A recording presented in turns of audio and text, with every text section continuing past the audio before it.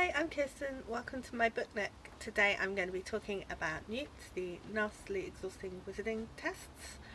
The G at the book roast did earlier in the year an Owl's Readathon, ordinary wizarding levels, for which she provided one prompt for each of 12 courses and suggested that you do at least 5. I did all 12 prompts in April just before I started this channel.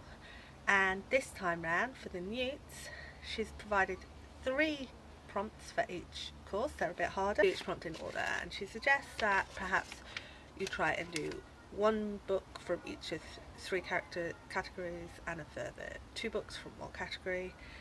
If we did all 12, 3 prompts, that was 36 books. I'm not going to read 36 books. This is over the course of the month of August.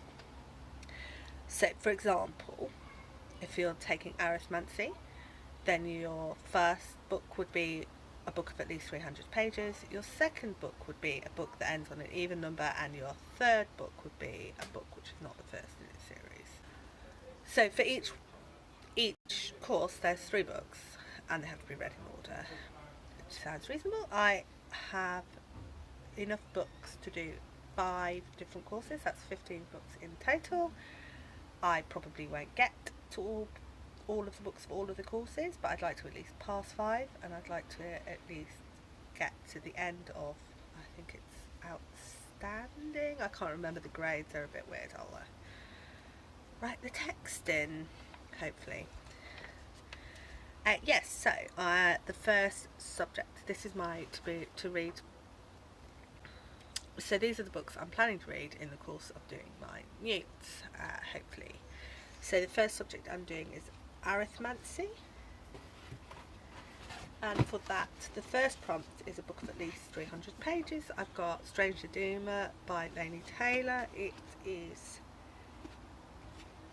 400 and something pages long, and I'm expecting to be quite a fast-paced, fast book read. It's about a character, Laszlo Strange, who is obsessed with a lost city, but he has a dream, and it's not clear from blurb whether it's a dream, the sort you have when you're asleep, or the sort of ambition kind of dream. But he has to find the lost city, and there's a problem he has to solve. I don't really know, but it's very pretty. This second prompt is a book that ends on an even number, so I'm going with the Bible, which is non-fiction essays about being bi, and it ends on page 166. Definitely an even number. And the third book is not the first. Now, I've got What Katie Did at School and What Katie Did Next, which are rereads for me. I've just read What Katie Did. This is a series of 5 books and 1 short story, I think, of Excellent Katie, the only ones that's still in print. Katie is an American child who gets injured in the first book, and her first book is all about her wanting to cope with life and her injury. The second book, she goes away to boarding school, and it's what that's all about. And the third book, she does a tour of Europe. Then there's 1 short story about the younger children going on a holiday, which doesn't really work out, and 2 books about Clover, who the second sister in the family, who goes to live in the Wild West. So it's suddenly all much more frontier, and from their nice city life in Massachusetts.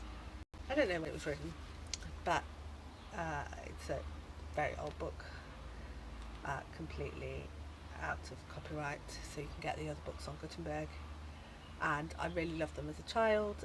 We're going on a What Katie Did Next inspired holiday later in the year, so I wanted to read it before I got that far. And so I'm doing What Katie Did at School for 1 prompt and What Katie Did Next for another.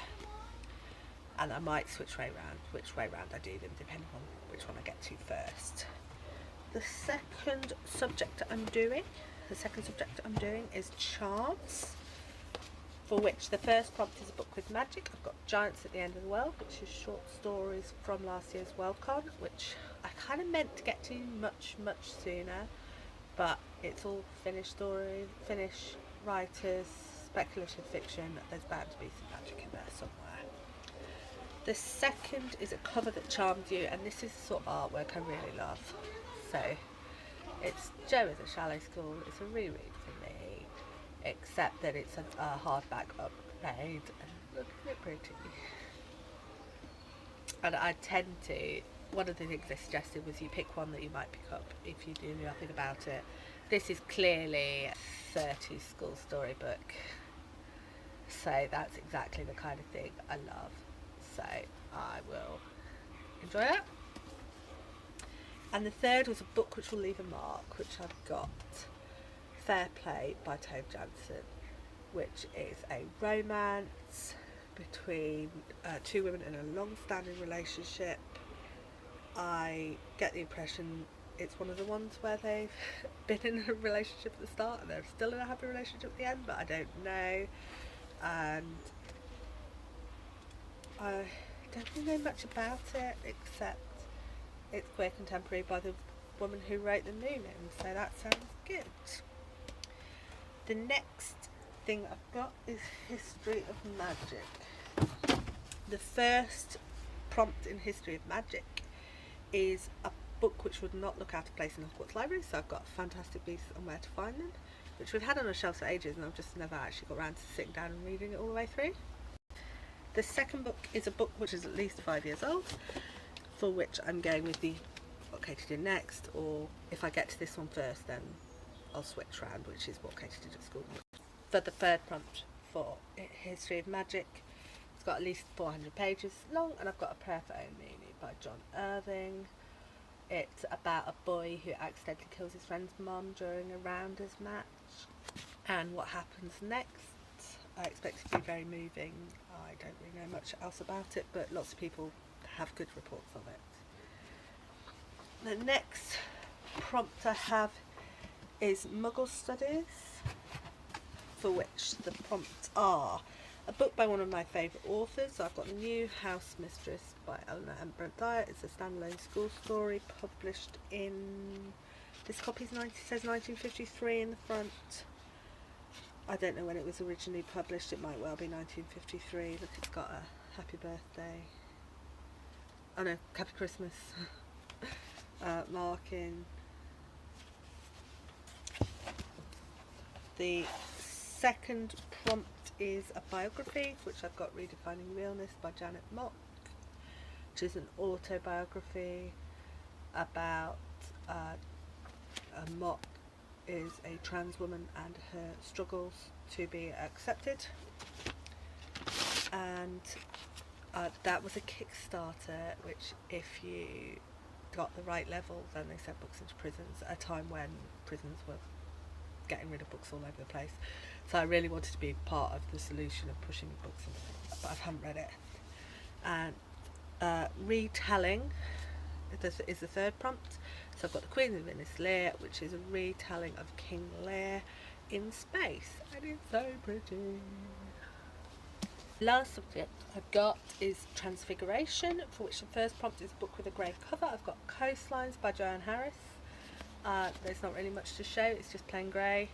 I'm really looking forward to reading this one because I've loved every Joanne Harris I've ever read, but they're all completely different. There's not one that's the same, so I'm really looking forward to reading that. The second is a book by a new author, for which I've got Chaos by Patricia Cornwell, which again is really pretty. It's got all this foil around the edges, and it's blue and gold and all the lightning, and yeah, I really like that. It looks like a thriller. It's about a PI. It's about a PI who gets called to investigate a death, but it turns out that there are monsters involved. I'm getting Broken Monsters by Lauren Beeks, that kind of feel for it, which, if you haven't read, it's brilliant. It's a thriller,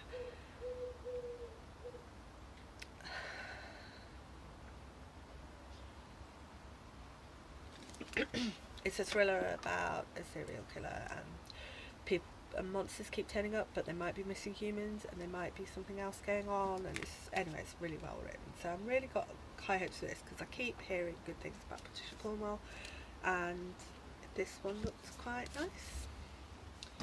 And the last book I've got for this readathon is, the prompt is It Has Royalty, and it's The Red Queen by Philippa Gregory, which is about the House of Lancaster. It's a historical fiction about a real queen, and it's, people I know love historical fiction or love Philippa Gregory. I think there was a TV show, I haven't seen it.